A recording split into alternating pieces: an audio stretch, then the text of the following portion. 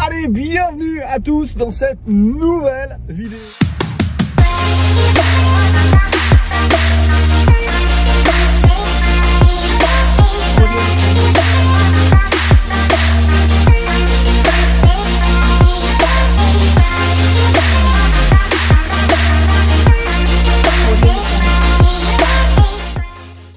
On se retrouve après retour donc de Las Vegas et de Los Angeles. On rentre, premier jour. Aujourd'hui le décalage horaire est vraiment difficile. Ce matin c'était levé 3 h du matin et puis on a travaillé sur l'ordinateur jusqu'à 7h30 et là il est 8 h, on file direction le chantier. La vidéo que je vous propose aujourd'hui, ça va être sur la gestion des chantiers pendant que vous n'êtes pas là, pendant que vous êtes là. Ça fait 10 jours que je ne suis pas passé sur le chantier, on va donc aller découvrir ce matin ce qui s'est réellement passé. Maintenant voilà, je suis pas optimiste au point de me dire que tout est terminé. D'ailleurs il m'est arrivé une petite mésaventure, on va dire, j'allais dire aventure mais mésaventure, et je vais vous la raconter tout de suite sur le chantier. Alors sur ce chantier des 9 appartements, il s'avère que j'ai énormément de choses à déblayer, on fait des ouvertures, donc on a beaucoup de gravats à évacuer et à chaque fois je fais venir une benne. Bon, benne tout déchet, benne gravat, il faut compter à peu près 700 € pour une benne. Entre le transport, le fait de la vider, etc. Donc autrement dit, comme j'en suis à peu près à la 15e rotation, je fais très attention. Et en fait, si vous voulez, lorsque l'on a commencé ce chantier, plutôt que de donner un jeu de clés à tous les artisans, en fait j'ai dit bon on va mettre les clés à un endroit spécial sur le chantier, de façon à ce que comme ça le premier artisan qui vient, il prend les clés, il ouvre tout le chantier et puis tous les autres qui arrivent juste après, ils peuvent jouir du chantier, et puis le dernier qui part, et il ferme tout et puis il remet les clés à cet endroit. Alors il s'avère que j'ai laissé faire et j'ai laissé choisir l'endroit sur lequel les artisans pouvaient mettre leurs clés. C'est bien de les laisser travailler quelquefois entre eux, faut pas toujours vouloir imposer ses choix. Et un artisan a choisi comme endroit une benne, c'est-à-dire que les bennes que je fais livrer, sur les côtés, il y a des petites ouvertures qui sont très discrètes, qui permettent de pouvoir glisser des choses. Bon, donc là, il s'avère que sur les bennes, à chaque fois, il y a les mêmes ouvertures. Et du coup, ils ont décidé de placer à ces endroits-là le jeu de clés qui ouvre tout le chantier. Donc la benne étant à l'intérieur dans le terrain, les clés étant à l'intérieur de la benne, on peut imaginer qu'on est sur un point extrêmement précis et sécurité. Alors tout se passait bien jusque maintenant, c'est-à-dire que les gars ils prennent les clés, ils entrent, ils font ce qu'ils ont à faire, le soir ils remettent les clés, puis moi comme ça quand je passe de temps en temps sur le chantier, ça me permet d'aller à la benne, de prendre les clés et puis d'ouvrir le chantier et de faire un point même si je suis tout seul sur le chantier. Ça se passait très bien jusqu'au moment où on est parti en vacances. Donc la semaine dernière, on est revenu hier soir, mais la semaine dernière, donc c'était vendredi matin. Vendredi matin, j'ai un message sur WhatsApp d'un entrepreneur qui me dit « Laurent, je suis sur le chantier, il est 8 h et il n'y a plus de clés. » D'accord. 48 heures plus tôt, qu'est-ce qui s'est passé? La personne qui me livre les bennes et qui me les retire m'appelle en me disant « Laurent, est-ce que je peux venir chercher la benne pour la vider ?» Donc moi, j'appelle l'artisan et je lui dis « Est-ce qu'on peut venir chercher la benne pour la vider? Est-ce qu'elle est pleine ?» Il me répond tout de suite « Oui, elle est pleine, tu peux la changer. » Ok. Donc je rappelle la personne qui s'occupe des bennes et je lui dis tu peux passer demain, donc on était mercredi donc jeudi, tu peux passer demain, donc jeudi, pour venir retirer ta benne. Il me dit ok. 5 minutes plus tard je reçois un SMS de l'artisan disant non fais-le plutôt passer vendredi matin parce que je sais pas si je serai sur le chantier demain. Ok d'accord, pas de souci. Donc du coup j'envoie un SMS au mec qui s'occupe des bennes et je lui dis venez plutôt vendredi dans la matinée parce qu'on a encore des choses à mettre dans la benne. Il me dit ok. Moi, ayant le retour de l'artisan, j'avais juste à confirmer le mec d'ébène, tu vois. Je ne viens pas me poser d'autres questions. Sauf que à peu près à... Il était quoi? Il était 1h30 ou 2h du matin à Los Angeles. Je reçois donc un message de mon artisan qui me dit « Oui, Laurent, je suis sur le chantier, il n'y a plus les clés et il n'y a plus la benne. Qu'est-ce qui se passe ?» Qu'est-ce qui se passe? Tu m'as demandé de la retirer, la benne. Donc en fait, ce qui s'est passé, c'est que le mec, pour retirer la benne, il m'a dit « Je passe vendredi dans la matinée. » Il est passé vendredi à 7h du matin. Et l'artisan, il m'a dit « Fais-la déplacer vendredi dans la matinée. » Et il pensait qu'en arrivant à 8h, il arriverait avant le mec qui vide la benne. Or, il est arrivé à 8h, le mec étant passé à 7h, le mec qui est venu chercher la benne, ne sachant pas que la cachette pour les clés, c'était la benne, il a pris la benne, il a été la vider. Donc moi, j'appelle tout de suite le mec des bennes en lui disant « Oui, qu'est-ce qui s'est passé? Vous êtes venu hier ?» Il me dit « Non, je suis passé ce matin à 7h du matin et j'ai vidé. » Je dis « Non, mais attendez, il y avait les clés. » « Ah bah, je savais pas. » Ah oui, forcément, je savais pas. Et mon artisan, lui, je l'appelle, je dis « Bah écoute, le mec, il est passé à 7h, il a vidé. » Il me dit « Ah bah, qu'est-ce que je fais? J'ai pas les clés. » Et là, tu as les artisans qui arrivent sur le chantier et ils peuvent pas ouvrir le chantier. Donc moi, j'ai les doubles, mais je suis à Los Angeles. Et Los Angeles-Paris, si tu veux, c'est pas très rentable pour un double de clés. Donc l'idée, bah écoutez, vous m'attendez lundi, on est lundi aujourd'hui, et puis je viendrai vous ouvrir avec mes doubles de clés et le chantier pourra redémarrer. Donc tu vois,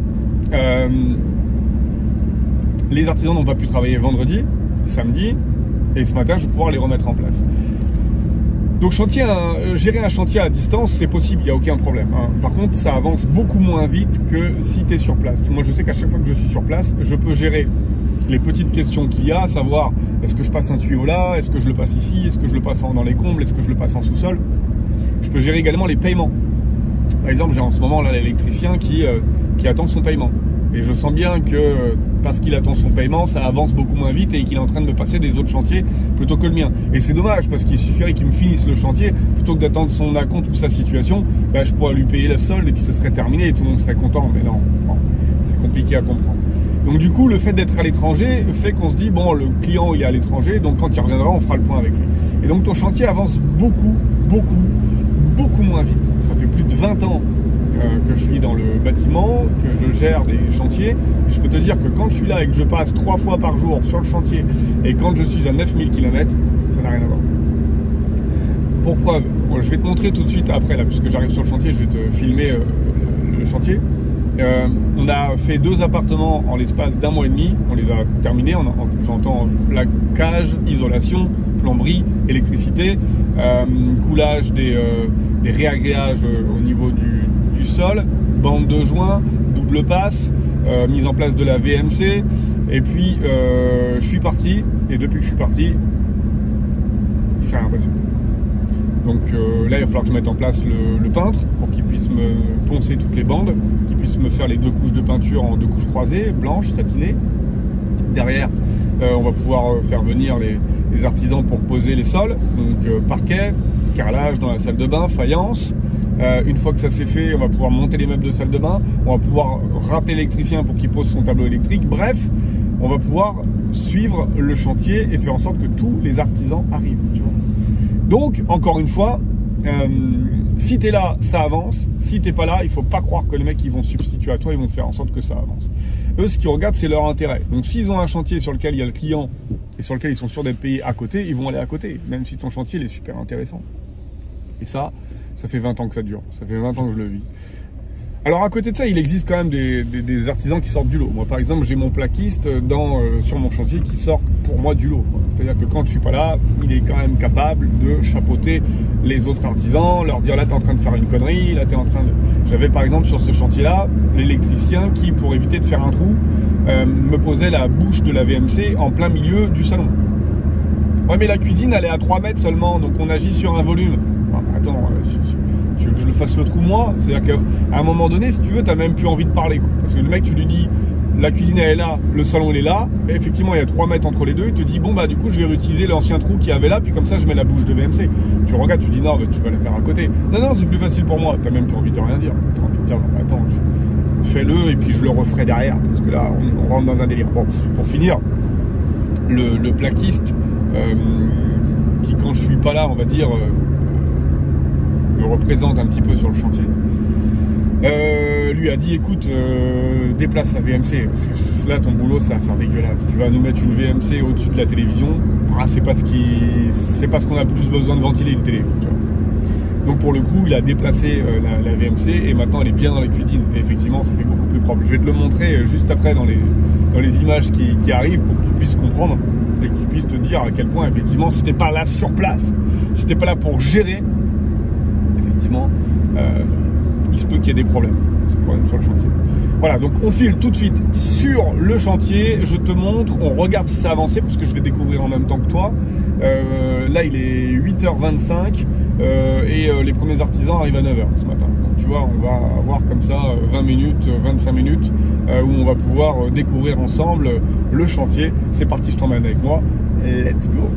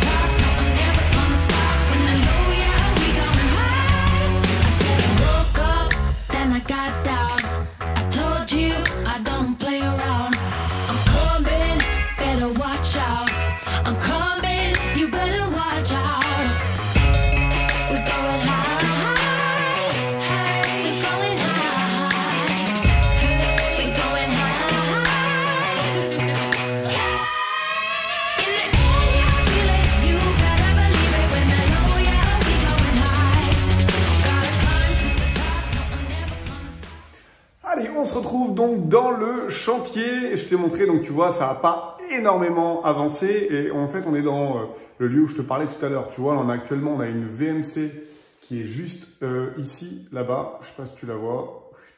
Juste là-bas, j'ai du mal. Ah voilà, juste là-bas. On a une bouche de VMC. Et en fait, à la base, la bouche de VMC, elle était juste là. Juste au-dessus de la future télé qui va être ici. Donc voilà, ça aurait été en plein milieu de la pièce, ça aurait été juste dégueulasse. Donc juste le fait de le bouger là-bas, tu vois, ça a été compliqué.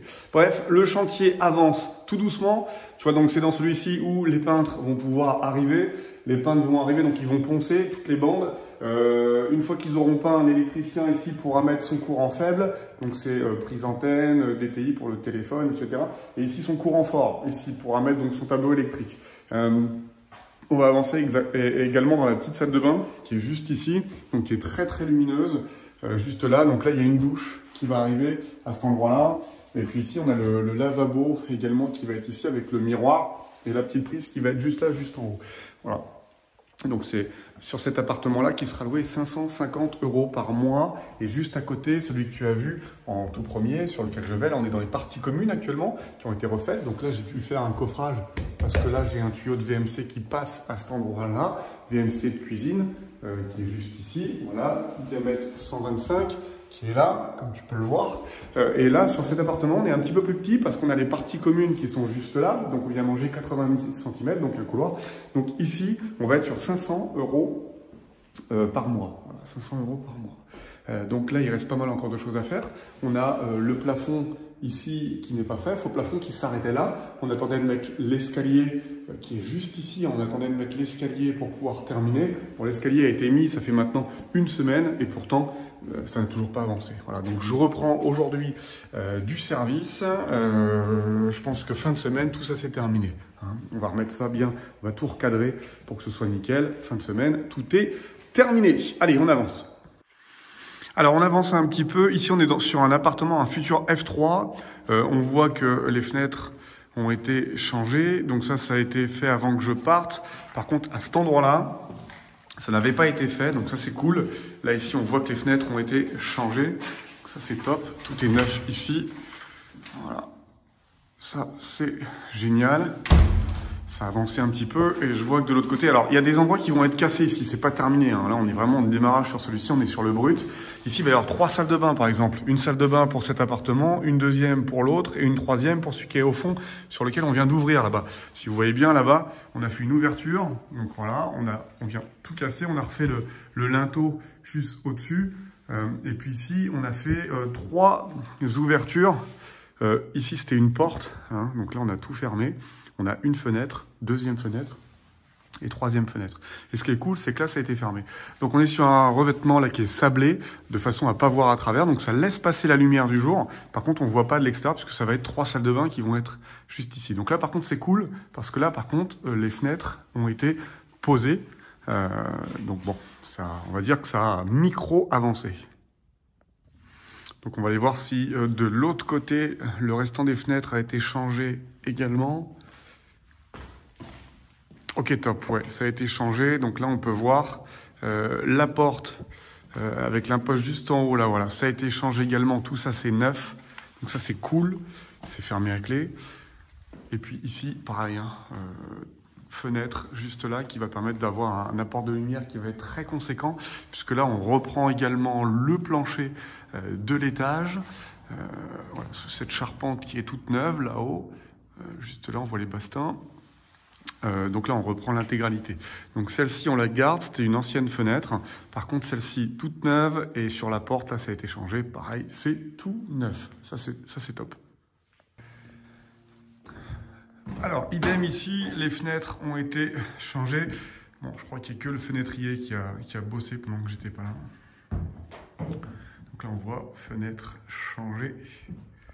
On va aller voir sur les autres appartements. Là-haut, le plaquiste avait terminé. On va pouvoir poser les escaliers ici. Là, pareil, il y avait une fenêtre. Est-ce que ça a été changé? Ouais, celle-ci, elle est neuve. Ça, c'est cool. Ah, bah là, également, ça a été changé. Ok, super. Voilà, encore une fenêtre ici changée. Celle-ci également. Ok, c'est top. Parfait. Là-haut, les bandes sont terminées également. Parfait. L'électricien a commencé à passer quelques gaines. Alimentation générale ici sur le gros fourreau. Ensuite, on a les gaines de VMC qui ont été passées. Et puis sur le dernier là, pareil, les nouvelles fenêtres ont été posées. Donc ça, c'est plutôt pas mal. Voilà. Ensuite, on arrive ici. Ok, bon, ça n'a pas avancé beaucoup, mais ça a avancé. Allez, on se retrouve donc après avoir fait le point avec les artisans et avoir fait le tour du chantier. Donc bon, comme je vous l'avais dit, en ce démarrage de vidéo, ça n'a pas beaucoup avancé. Il n'y a que le fenêtrier qui est venu et les poseurs d'escalier qui sont venus. Ou d'ailleurs, je rencontre un petit problème sur l'escalier. Bon, bref, il faudra que je vois ça avec eux. C'est pas exactement ce que je voulais. En tout cas, ce qui est sûr, c'est que les plaquistes sont repartis aujourd'hui, sont en route. Je vais tout de suite passer mon temps à appeler électricien, plombier aujourd'hui pour pouvoir remettre en route la machine. C'est que ça. L'immobilier, le bâtiment, c'est que ça. Il faut que vous soyez à l'origine, il faut que vous appeliez, il faut pas lâcher, il faut aller les chercher, parce que sinon il y a toutes les excuses. On a un autre chantier, il fait froid, on n'a pas le matos, on n'a pas été livré, j'ai un problème avec un employé, bref, il y a tout. Donc il faut aller les chercher, les prendre par la main. Alors attention, il y en a des très très bons. Encore une fois, moi je vous le dis, sur mon plaquiste, j'ai aucun problème. C'était lui qui était là d'ailleurs le premier ce matin. Il a déposé ses enfants à l'école, il est venu sur le chantier et là il est en train de bosser. Il y a des gens qui sont très compétents, sur qui on peut compter, et d'autres qu'il faut aller chercher. Alors, je vais couper cette vidéo et je vais tout de suite appeler maçon, électricien et plombier pour faire le point et voir sur cette semaine quel est le calendrier qu'on peut mettre en place pour pouvoir avancer. Allez, en tout cas, si cette vidéo vous a plu, je vous laisse me mettre un pouce vers le haut, vous abonner, activer la cloche pour recevoir toujours les premiers, les vidéos. On vous met dans la description toutes les actus. Je vous mets un petit quiz pour savoir quel est votre niveau en tant qu'investisseur. C'est complètement gratuit. Et puis je vous mets les liens de nos prochains événements qu'on organise si vous souhaitez nous rejoindre. En tout cas, ça a été un plaisir pour moi de vous retrouver aujourd'hui. Investissez bien et puis je vous dis à très bientôt. Ciao, ciao!